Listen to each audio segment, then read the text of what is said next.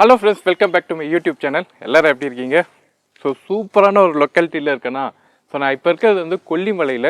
கொல்லிமலைக்கு போகிறேன் அப்படின்னு நான் ஆல்ரெடி வெக்கேஷன் போகிறேன் அப்படின்னு சொல்லி நான் போஸ்ட் பண்ணியிருந்தேன் கம்யூனிட்டி போஸ்ட்டில். அதனால தான் ஒரு 4 days என்னால் கண்டினியூஸாக வீடியோ பிடிக்க முடியல. சரி, கொல்லிமலை ஹில்ஸோட உங்களுக்கு ஒரு வீடியோ கண்டென்ட் ப்ரிப்பேர் பண்ணலாமே அப்படின்றதுக்கு தான் இந்த கண்டென்ட்டு. ஏன்னா ஒரு இம்பார்ட்டண்ட் அப்டேட் வந்திருக்கு போன வாரத்தில். ஓகே, பட்ஜெட் செக்மெண்ட்டில் டாட்டா ஒரு காரை இன்ட்ரடியூஸ் பண்ணியிருக்காங்க. ஆல்ரெடி பட்ஜெட் செக்மெண்ட் சொல்லிட்டு ஒரு 12 to 14 lakhs பட்ஜெட்டில் டிகார் EV ஆல்ரெடி லான்ச் பண்ணியிருந்தாங்க. இப்போ அதோட ரொம்ப கம்மியாக உங்களுக்கு ஹேட்ச்பேக்கில் உங்களுக்கு ரொம்ப கம்மியாக ஒரு 9 lakhsலேருந்து ஸ்டார்ட் ஆகிற மாதிரி 8.9 நினைக்கிறேன். ஸோ நம்ம 9 lakhsன்னு வச்சுக்கலாம். 9 lakhsலேருந்து 10 lakhs பட்ஜெட்டுக்குள்ளே இவங்க டாட்டா டியாகோ EV கொண்டு வந்திருக்காங்க. டாட்டா டியாகோ EV உண்மையாகவே ஒரு பட்ஜெட் செக்மெண்ட் EV வெஹிக்கிளா நம்ம நம்பி வாங்கலாமா? இப்போ என்கிட்ட ஒரு 10 lakhs இருக்குது, பெட்ரோல் வெஹிக்கிள் வாங்கலாமா இல்லை இந்த டியாகோ EV ஹேட்ச்பேக்கே வாங்கலாமா அப்படின்ற ஒரு கேள்வி இப்போ உங்களோட பையிங் டிசிஷனில் ஒரு கன்ஃபியூஷன் ஏற்படுத்தும். முக்கியமாக மிடில் கிளாஸ் அண்ட் ஒரு அப்பர் மிடில் கிளாஸில் ஒரு 10 lakhs பட்ஜெட்குள்ளே ஓரளவுக்கு ஃபீச்சர் இருக்கிற, இப்போ இதுலேயே பார்த்தீங்கன்னா ஃபீச்சர் வைஸ் இவங்க பிரிச்சிருக்காங்க. ஃபீச்சர் உள்ள இந்த EV வாங்கலாமா வேணாமா, இதை பற்றின சில விமர்சனங்கள் தான் நான் இன்றைக்கி பேச போகிறேன். ஸோ இந்த சூப்பரான அட்மாஸ்பியரோட நம்ம இந்த வீடியோ தொடங்கலாம். இந்த வீடியோ ஃபஸ்ட் டைம் பார்க்குறதா இருந்தால் சப்ஸ்கிரைப் பண்ணிக்கோங்க. கூடவே அந்த பெல் ஐக்கான் கிளிக் பண்ணிங்கன்னா நான் போடுற ஒவ்வொரு வீடியோக்கும் உங்களுக்கு நோட்டிஃபிகேஷன் வரும். வாங்க வீடியோக்குள்ளே போகலாம். இந்தியாவில் பட்ஜெட் செக்மெண்ட் EV அப்படின்றது ரொம்ப சிரமமான விஷயம். ஏன்னா லித்தியம் அயான் அந்த பேட்டரியோட காஸ்ட்டே half ஆஃப் த எலக்ட்ரிக் வெஹிக்கிளோட காஸ்ட் வந்துடும். ஸோ இப்போ இருக்கிற இன்டர்நேஷ்னல் மார்க்கெட் படியுமே EV வெஹிக்கிளோட பேட்ரிஸ் இன்னமும் ஹையர் சைடில் தான் இருக்குது. நம்ம லோக்கலாக மேனுஃபேக்சரிங் பண்ண தான் இந்த EV வெஹிக்கிளோட ப்ரைஸ் குறையும். சரி, அப்படி இருக்கும்போது இப்போ இவங்க டாட்டா ஆல்ரெடி நிறைய முயற்சி எடுத்திருக்காங்க, அதில் சக்ஸஸும் எடுத்திருக்காங்க. அதில் டாட்டா நெக்ஸான் EV நல்ல பிரபலமாகவே இந்தியாவில் மூவ் ஆச்சு, நல்ல சேல்ஸும் ஆச்சு. ஓரளவு நல்ல சேல்ஸ் ஆச்சுன்னு வச்சுக்கோங்களேன் EV செக்மெண்ட்டில். இப்போ அடுத்தது டிகார் EV கொண்டு வந்தாங்க, அதுவும் ஓரளவு நல்ல சேல்ஸ் பிச் இருக்குது. ஸோ அடுத்தது இன்னும் பட்ஜெட் செக்மெண்ட்டில், ஏன்னா மக்கள் எதிர்பார்க்கறது இல்லைன்னா 10 lakhsக்கு மேலேலாம் எங்களுக்கு பட்ஜெட் இல்லை, 10 lakhsக்கு கீழேனா ஓரளவுக்கு நாங்கள் கன்சிடர் பண்ணுற அளவுக்கு இருக்கும் அப்படின்ற மென்டாலிட்டி தான் நம்ம இந்தியன் மென்டாலிட்டி. ஓகேவா?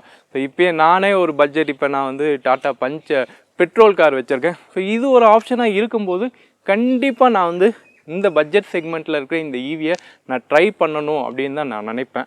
ஆனால் இது நிஜமாகவே ட்ரை பண்ணுறதுக்கு ஒர்த்து தான் வா அப்படின்ற அந்த கேள்வி இருக்குல்ல. ஸோ அந்த கேள்விக்கான பதில் தான் நம்ம இன்றைக்கி பார்க்க போகிறோம். ஸோ இப்போ டாட்டாவோட ஸ்பெசிஃபிகேஷனாக அவங்க வெளியிட்ருக்காங்க. அதில் சில ஸ்பெசிஃபிகேஷன் எனக்கு கொஞ்சம் நெருடலாக இருக்குது. ஏன்னா இவங்க பட்ஜெட்டை குறைச்ச இதில் ஸ்பெசிஃபிகேஷன்லேயும் நிறைய குறைச்சிருக்காங்க. அஃப்கோர்ஸ் ஸ்பெசிஃபிகேஷன் குறைக்க தானே செய்வாங்க அப்படின்னும் போது அந்த ஸ்பெசிஃபிகேஷன் குறைச்சதுனால ப்ராப்ளம் என்னென்ன வந்திருக்கு அப்படின்றது தானே முக்கியம். ஸோ அதுதான் முக்கியமாக நம்ம இந்த வீடியோவில் டிஸ்கஸ் பண்ண போகிறோம். ஓகே, சரி. இப்போ 9 lakhs பட்ஜெட்டில் அப்படின்னு பார்த்தீங்கன்னா நமக்கு ஏகப்பட்ட ஆப்ஷன் இருக்குது.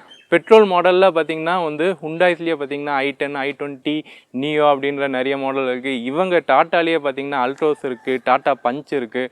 அதுக்கப்புறம் அதான் 10 lakhs கிட்ட போகும்போது உங்களுக்கு நெக்ஸான் வரும். எல்லாம் நான் பெட்ரோல் சொல்கிறேன். ஓகே, ஸோ இந்த மாதிரி நிறைய ஆப்ஷன் இருக்குது. ஒவ்வொரு கம்பெனிலையும் 10 lakhs பட்ஜெட்டுக்குள்ளே அப்படின்னு பார்த்தீங்கன்னா நிறைய வெஹிக்கிள்ஸ் இருக்கும். இப்போ 10 lakhs பட்ஜெட்டுக்குள்ளே EV வெஹிக்கிள் அப்படின்னு பார்த்தீங்கன்னா நம்மளுக்கு ஆப்ஷனே கிடையாது, இந்த ஒரு வெஹிக்கிள் மட்டும்தான் இருக்குது. ஓகே, டாட்டா பிராண்டை பற்றி தெரியும், நல்ல குவாலிட்டியான ஒரு எலக்ட்ரிக் வெஹிக்கிள் தான் அவங்க கொண்டு வந்திருக்காங்க. இதுக்கு முன்னாடி 5 lakhs பட்ஜெட்டுக்குள்ளெல்லாம் காருங்க வருது அப்படின்னு சொன்னதெல்லாம் குவாலிட்டி அந்தளவுக்கு சைனீஸ் மாடல் அப்படியே அங்கேருந்து இம்போர்ட் பண்ணி கொண்டு வந்திருந்தாங்க. ஆனால் இவங்க டாட்டாவை பொறுத்த வரைக்கும் தெரியும், அப்போலேருந்து அந்த ஜிப்ரான் அப்படின்ற அந்த டெக்னாலஜிலேருந்து அவங்க அந்த இப்போ மூணாவது கார் கொண்டு வந்திருக்காங்களா. ஸோ ஜிப்ரான் டெக்னாலஜி அதே செக்மெண்ட்டில் தான் இவங்க கொண்டு வந்திருக்காங்க, அதே ஆர்கிடெக்சரில் தான் இந்த வண்டியை கொண்டு வந்திருக்கிறதா சொல்கிறாங்க. இதில் என்ன ஸ்பெஷாலிட்டி, இதோட ஸ்பெசிஃபிகேஷன் என்ன பாஸ் அப்படின்னு கேட்டிங்கன்னா, ஃபஸ்ட்டு இதோட பேட்டரியை எடுத்துப்போம். ஓகே, அஃப்கோர்ஸ் நம்ம ஒரு எலக்ட்ரிக் வெஹிக்கிள் எடுத்துக்கிட்டாலே நம்ம பேட்ரி தான் ரொம்ப முக்கியமானது. கரெக்டாக?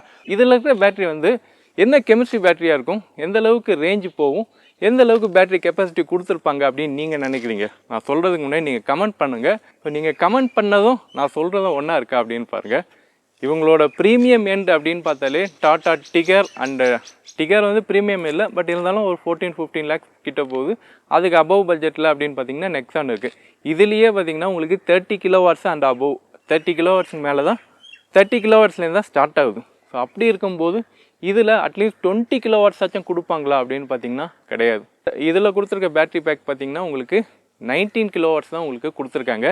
இவங்களோட ஐடிசி ரேஞ்ச் வந்து கிளைம் பண்ணுறது அப்படின்னு பார்த்தீங்கன்னா 200 கிலோமீட்டர் வந்து கிளைம் பண்ணுறாங்க. 200 கிலோமீட்டர் வந்து ஐடிசி ரேஞ்சு. இதில் 3 விதமான வேரியண்ட் இருக்குது. ஓகே, வேரியண்ட் நான் இங்கே போடுறேன். இதில் வந்து 2 வேரியண்ட் வந்து இந்த 19 கிலோவாட்டு, இதில் வந்து டாப் அண்ட் அதாவது 10 லேக் அபவ் போகுதுல அந்த வேரியண்ட் வந்து உங்களுக்கு கிட்டத்தட்ட 24 கிலோவாட் சொல்கிறாங்க. ஸோ 24 கிலோவாட் தான் உங்களுக்கு இதுலேயும் இருக்குது, டிகார்லேயும் இருக்குது. ஸோ அந்த 24 கிலோவாட் இதுலேயும் கொடுத்துருக்காங்க. 24 கிலோவாட்டில் உங்களுக்கு மேக்ஸிமம் ஒரு 300 கிலோமீட்டர் அச்சீவ் ஆகும் அப்படின்னு இவங்க சொல்கிறாங்க. ஓகே, பட் ப்ராக்டிக்கலி அப்படின்னு பார்த்தீங்கன்னா நம்ம பட்ஜெட்குள்ளே வாங்குகிற இந்த எலக்ட்ரிக் வெஹிக்கிள் 19 கிலோவாட்டோட நமக்கு என்ன ரேஞ்ச் வரும் அப்படின்னு பார்த்தீங்கன்னா மிஞ்சி ஒரு 100 to 150, not more then that, ஒரு 100 and 150 நீங்கள் யூஸ் பண்ணலாம். ஸோ அப்படி பார்க்கும்போது நம்ம 100 and 150 வந்து ஃபுல்லாக அந்த பேட்ரி கரையிற வரைக்கும் யூஸ் பண்ணலாம். ஸோ அதுலேயுமே பார்த்தீங்கன்னா நீங்கள் சேஃபாக ஓட்டுறது அப்படின்னு பார்த்தீங்கன்னா ஒரு 100 கிலோமீட்டர் தான் நீங்கள் போயிட்டு வர்றதுக்கான ஜேர்னி பிளான் பண்ண முடியும். ஸோ அப்படி இருக்கும்போது இது டோட்டலி இந்த வண்டி வந்து ஒரு லோக்கல் ஷார்ட் கம்யூட், நீங்கள் ஒரு 50 கிலோமீட்டருக்குள்ளே 50 to 50 நீங்கள் ஆஃபீஸுக்கு போகிறீங்க, முழுக்க இது வந்து ஒரு ஐடி எம்ப்ளாயி எப்படி யோசிப்பாங்க, அவங்களுக்கு வந்து ஒரு ஆஃபீஸ் வந்து 30 கிலோமீட்டர் இல்லை 40 கிலோமீட்டர் டிஸ்டன்ஸ் அவங்க வீட்டுக்கு இருக்குது அப்படின்னா அப் அண்ட் டவுன் ஒரு 80 கிலோமீட்டர் இல்லை 100 கிலோமீட்டர் அட் த மேக்ஸிமம் அவங்க வந்து யூஸ் பண்ணுவாங்களா. ஸோ அதை பேஸ் பண்ணி தான் இவங்க கொண்டு வந்திருக்காங்க. முழுக்க இந்த சாஃப்ட்வேர் இன்ஜினியர்ஸ், மேனேஜர்ஸ் இவங்கெல்லாம் வந்து கார் யூஸ் பண்ணணும், அதுவும் வந்து பட்ஜெட் ஃப்ரெண்ட்லியாக டெய்லி யூஸ் பண்ணணும், டெய்லி கார் யூஸ் பண்ணுற நிறைய பேர் இருக்காங்க. ஸோ அவங்கள கன்சிடர் பண்ணி தான் இந்த கரெக்டாக இந்த 19 கிலோவாட்ஸ் கொண்டு வந்தால் அவங்க கரெக்டாக ஆஃபீஸ்க்கு போயிட்டு வரலாம் அப்படின்ற ஒரு தாட்டில் தான் இந்த ஹேட்ச்பேக் கொண்டு வந்திருக்காங்க. அது இல்லாமல் செகண்ட் காராக வாங்குறவங்க நிறைய ஹேட்ச்பேக்கு வாங்குறவங்க இருக்காங்க, ஒய்ஃபுக்கு ப்ரெசென்ட் பண்ணுறவங்களாம் இருக்காங்க. ஸோ நான் ஒருத்தர்கிட்ட பேசும்போது அவர் நெக்ஸான் EV வச்சுருந்தார், அது அவருக்கு, அதுக்கப்புறம் வந்து ஒரு டிகார் வாங்கி அவர் ஒய்ஃபுக்கு ப்ரெசென்ட் பண்ணார். ஸோ அந்த மாதிரியான குடும்பங்கள்லாம் இருப்பாங்க, ஒவ்வொரு கார் வந்து தனித்தனியாக யூஸ் பண்ணுவாங்க. ஸோ அந்த மாதிரியான கார் வந்து நிறைய யூஸ் பண்ணுறவங்களுக்கு வந்து இந்த டியாகோ EV வந்து கண்டிப்பாக ஒரு வரப்பிரசாதமே இருக்கும். சரி, நீங்கள் இந்த 19 கிலோவாட்ஸை பற்றி நீங்கள் என்ன நினைக்கிறீங்க? 19 கிலோவாட்ஸு 100 கிலோமீட்டர் to 150. ஸோ நம்ம யூஸ் பண்ணுறது 100 கிலோமீட்டர். இதை நீங்கள் வாங்குறதுக்கு கன்சிடர் பண்ணுவீங்களா அப்படின்றத கமெண்ட் பண்ணுங்கள். சரி, இப்போ என்ன கேட்டிங்கன்னா பவருமே வந்து ரொம்ப கம்மியாக இருக்குது. பவர் வந்து கிட்டத்தட்ட 40 PS அந்த மாதிரி தான் சொல்கிறாங்க. கரெக்டாக எக்ஸாக்ட் பவர் எவ்வளோ அப்படின்றத நான் இங்கே போடுறேன். நெக்ஸானோட கம்பேர் பண்ணும்போது பவர் வந்து இதில் கம்மியாக தான் கொடுத்துருக்காங்க. காரணம் என்னன்னா அதிக பவர் கொடுத்தீங்கன்னா உங்களுக்கு மைலேஜ் இன்னும் ட்ராப் ஆகும். ஸோ குட்டி காரு, ஸோ அதுக்கேற்ற மாதிரி பவரை கொடுத்துருக்காங்க. 110 Nm வந்து டார்க் இருக்குது. ஸோ எலக்ட்ரிக் வெஹிக்கிள் அப்படின்னாலே டார்க் நல்லாயிருக்கும். ஸோ இதுலேயும் வந்து உங்களுக்கு குறையாமல் ஒரு 110 Nm வந்து சூப்பரான டார்க் இருக்குது. ஸோ பிக்கப்லாம் நல்லா தான் இருக்கும். ஓகே, எலக்ட்ரிக் வெஹிக்கிளை பொறுத்த வரைக்கும் பிக்கப் சூப்பராக தான் இருக்கும். சரி, coming back to the warranty. So இவங்க கொடுக்குற வாரண்ட்டி 8 years கொடுக்குறாங்க வாரண்ட்டி. பை டிஃபால்ட்டாக எல்லா இவங்களோட டாட்டா EV ப்ராடக்ட்டில் எல்லாத்துலேயும் 8 years காமனாக கொடுக்குறாங்க. ஸோ பேட்டரியை பற்றி நீங்கள் கவலைப்பட வேணாம். இது NMC கெமிஸ்ட்ரியில் தான் இவங்க வந்து திருப்பியும் பேட்டரி கொண்டு வராங்க. ஸோ அதை பற்றி நான் மறுபடியும் பேசுகிறேன். ஃபஸ்ட்டு இந்த வாரண்ட்டி மேட்டரை முடிப்போம். 8 years ஃபார் உங்களுக்கு motor and battery. So tata EV வாங்கினீங்கன்னா டாட்டா EV வாங்குங்க. ஏன்னா 8 years உங்களுக்கு மோட்டார் அண்ட் பேட்ரி. சில கம்பெனியில் வந்து அதிக வாரண்ட்டி பேட்டரிக்கு கொடுக்குறாங்க, ஆனால் மோட்டருக்கு கொடுக்கறது இல்லை. ஸோ மோட்டார் வாரண்ட்டி கண்டிப்பாக செக் பண்ணி வாங்குங்க. ஏன்னா EV இஸ் காஸ்ட்லி. அதில் EVயில் இருக்கிற எல்லா ஸ்பேர் பார்ட்ஸுமே வந்து உங்களுக்கு காஸ்ட்லி. லாங் ரன் உழைக்கும் அப்படின்ற நம்பிக்கையோடு தான் நம்ம வாங்குகிறோம். பட் ரொம்ப காஸ்ட்லி. ஈவன் சார்ஜர் கூட ரொம்ப காஸ்ட்லி. அது ஏதாச்சும் ரிப்பேர் ஆகிடுச்சு அப்படின்னும் போது அது ரொம்ப ரீப்ளேஸ்மெண்ட் காஸ்ட் வந்து ரொம்ப ஜாஸ்தி. ஸோ அப்படி இருக்கும்போது வாரண்ட்டி ரொம்ப முக்கியம். 8 years கொடுக்குறாங்க. 1,60,000 கிலோமீட்டரும் உங்களுக்கு வாரண்ட்டி. போத் மோட்டார் அண்ட் உங்களுக்கு பேட்டரியும் கவர் ஆகுது. ஓகே, ஸோ வாரண்ட்டி ரொம்ப ஹாப்பி. 8 years வரைக்கும் ஜாலியாக ஓட்டலாம் EV. ஸோ அதுக்கப்புறம் என்ன ஆகுது அப்படின்றதுக்குள்ளே நீங்கள் அந்த வண்டியை ஓட்ட உங்களுக்கு அந்த 1,60,000க்கு நீங்கள் எவ்வளோ பெட்ரோல் செலவு பண்ணுவீங்களோ அதை நீங்கள் வந்து ரிட்டர்ன் எடுத்துறீங்களா. ஸோ உங்களுக்கு வந்து ரிட்டர்ன் ஆன் இன்வெஸ்ட்மெண்ட் இதில் இருக்குது அப்படின்றதுனால உங்களுக்கு ஓகே 8 years வரைக்கும் நான் யூஸ் பண்ணிக்கலாம் அப்படின்ற அந்த தாட் வச்சுக்கலாம். சரி, கம்மிங் டு த பேட்ரி. என்ன பாஸ் பேட்ரி என்எம்சி அப்படின்னு சொல்கிறீங்களே, நெக்ஸான் கார்லாம் தீ பிடிச்சி எரிஞ்சுது, ஸோ ஈவி வந்து பாதுகாப்பா, காரில் வாங்கலாமா அப்படின்ற அந்த கேள்வி வரும். ஸோ இங்கே ஒரு தாட் வருது. இப்போ இருக்கிற ஆட்டோமொபைல், பெரிய ஆட்டோமொபைல்ஸில் என்எம்சி கெமிஸ்ட்ரி யூஸ் பண்ணுறாங்க. ஃப்யூச்சரில் பிளேட் பேட்ரிஸ், எல்எஃப்பி பேட்ரிஸ் எல்லாம் வரும். எல்எஃப்பி பேட்ரி கொண்டு வந்திருந்தால் நல்லா இருந்திருக்கும். Tata you should work on LFP battery, safest battery. நமக்கு தெரியும் எல்எஃப்பி வந்து என்எம்சியோட கம்பேர் பண்ணும்போது ரொம்ப அதிகமான லைஃப் சைக்கிளும் இருக்குது, ரொம்ப அதிகமான சேஃப்டியும் இருக்குது. கிட்டத்தட்ட 2000 சார்ஜ் சைக்கிள் சொல்கிறாங்களா, ஸோ அந்தளவுக்கு லைஃப் டைமும் இருக்குது. அது இல்லாமல் இப்போ சோடியம் பேட்ரி, அலுமினியம் பேட்ரிலாம் வரப்போகுது அப்படின்னு சொல்கிறாங்க. சரி, அதெல்லாம் வரட்டும், அட்லீஸ்ட் எல்எஃப்பி பேட்ரியாச்சும் வரணும் அப்படின்றது தான் நம்மளோட கனவு. ஸோ 8 years நம்மளுக்கு வாரண்ட்டி இருக்குது. சேஃப்டியை பொறுத்த வரைக்கும் இவங்க வந்து லிக்யூட் கூலண்ட் வந்து பேட்டரியை சுற்றி யூஸ் பண்ணுறதுனால உங்களுக்கு சேஃப்டி இருக்குது. இந்த 2022 அக்டோபர் மந்தில் நான் வந்து ஒரு கார் பையிங் டெசிஷன் எடுக்கணும் அப்படின்னு பார்த்தீங்கன்னா கண்டிப்பாக இந்த டியாகோ ஈவி வந்து எனக்கு ஒரு பையிங் டெசிஷனில் இருக்கும். ஏன்னா ஐஎம்ஏ ஈவி லவ்வர். நான் வந்து பட்ஜெட்டில் எனக்கு ஒரு எலக்ட்ரிக் வெஹிக்கிள் கிடைக்குது அப்படின்னா நான் கண்டிப்பாக வாங்குவேன். ஆனால் இந்த வண்டி வாங்குவேனா அப்படின்னு கேட்டிங்கன்னா வாங்க மாட்டேன். இதுக்கு நிறைய காரணங்கள் இருக்குது. குறிப்பாக இதோட சார்ஜிங்கை பற்றி நான் சொல்கிறேன், பட் நான் இதோட ஃப்ளோலேயே நான் சொல்கிறேன். எனக்கு என்னோடய யூசேஜுக்கு அப்படின்னு பார்த்தீங்கன்னா, இப்போ இந்த கொல்லிமலையே 300 கிலோமீட்டர், 300 கிட்டத்தட்ட 400 கிலோமீட்டர் கிட்ட வருது. So up and down 800 kilometre. So இந்த மாதிரியான அவுட்ஸ்கட் ஏரியா வரும்போது நமக்கு சார்ஜிங் நெட்வொர்க் கண்டிப்பாக தேவை. 100 கிலோமீட்டர்னால் நான் ஒவ்வொரு 100 கிலோமீட்டர் இல்லை 150 கிலோமீட்டருக்கு நான் சார்ஜ் போடணும். ஸோ இங்கே வரும்போது நான் அட்லீஸ்ட் ஒரு 4 சார்ஜிங் ஸ்டேஷன்லையாச்சும் நான் சார்ஜ் போடுற மாதிரி இருக்கும். ஈச் சார்ஜிங் ஸ்டேஷனில் அட்லீஸ்ட் ஒரு 40 to 50 மினிட்ஸ் வந்து டிசி சார்ஜிங்கில் பண்ணுற மாதிரி இருக்கும். ஸோ இதில் டிசி சார்ஜிங்கில் ஃபுல் சார்ஜிங் 57 மினிட், அதாவது 1 ஹவரில் நீங்கள் வந்து ஃபுல் சார்ஜ் பண்ணிடலாம். 80% வரை ஒரு ½ அன் ஹவரில் நீங்கள் பண்ணிடலான்னு வச்சுக்கோங்களேன். ஸோ நான் 80% வச்சு வந்தால் கூட எனக்கு வந்து ஒவ்வொரு இதுலேயும் நான் ஒரு ½ அன் ஹவர் கிட்ட நான் ஸ்பெண்ட் பண்ணுற மாதிரி இருக்கும். ஸோ நான் தோராயமாக சொன்னால் கூட ஒரு 2 hours எல்லா சார்ஜிங் ஸ்டேஷன்லேயும் நான் வந்து ஸ்பெண்ட் பண்ணுற மாதிரி இருக்கும். ஓகே, நான் 2 hours சார்ஜிங் ஸ்டேஷனில் நான் ஸ்பெண்ட் பண்ண தயாராக இருக்கேன். பட் சார்ஜிங் ஸ்டேஷனை இருக்கா அப்படின்னு கேட்டிங்கன்னா, நான் வந்த ரூட்டில் எங்கேயுமே ஈவி சார்ஜிங் ஸ்டேஷனே இல்லை. ஏதோ அங்கங்கே அந்த கோயம்புத்தூர் ரூட்டில் நிறைய சார்ஜிங் ஸ்டேஷன் இருக்குது. கோயம்புத்தூர், கிருஷ்ணகிரி, பெங்களூர் போகிற ரூட்லலாம் இருக்குது. பட் இந்த சைடு வந்தீங்கன்னா உங்களுக்கு இந்த நாமக்கல், ஈரோடு, திருச்சி இந்த சைட்லாம் வந்தீங்கன்னா உங்களுக்கு சார்ஜிங் ஸ்டேஷன் கொஞ்சம் கம்மியாக தான் இருக்குது. 1-2 இருக்குது, அங்கங்கே 1-2 இருக்குது, நிறைய இல்லை. இப்போ நிறைய பேர் வந்து ஈவி வாங்குறீங்க அப்படின்னும் போது ஒரு 3 car 4 car at a time போகும்போது அங்கே சார்ஜிங் ஸ்டேஷன் இருக்காது. ஏன்னா ஆல்ரெடி ஒருத்தர் சார்ஜ் போட்டுருப்பார், அவர் வந்து 1/2 மணி நேரம் பண்ணுவார்.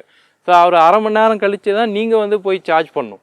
அவர் 1/2 மணி நேரம் பண்ணுவாரா 1 மணி நேரம் பண்ணுவாரான்னு கூட தெரியாது. ஸோ அப்படி இருக்கும்போது அவருக்காக நம்ம வந்து ஒரு 1/2 மணி நேரம் 1 மணி நேரம் வெயிட் பண்ணுற மாதிரி இருக்கும். ஸோ அடிஷ்னலி சார்ஜிங் டைமுக்கு நீங்கள் வெளியில் போகும்போது நீங்கள் டைம் ஒதுக்குற மாதிரி இருக்கும்.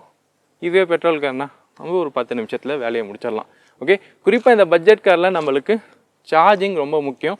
அவுட்ஸ்கட் ட்ராவல் பண்ணுறோன்னா ரொம்ப ரிஸ்கியாக இருக்கும். ஸோ மோஸ்ட்லி இந்த காரை வச்சு அவுட்ஸ்கட் போகாதீங்க அப்படின்னு தான் டாட்டாவே ரெக்கமெண்ட் பண்ணோம். இது உங்களுக்கான கார் இல்லை.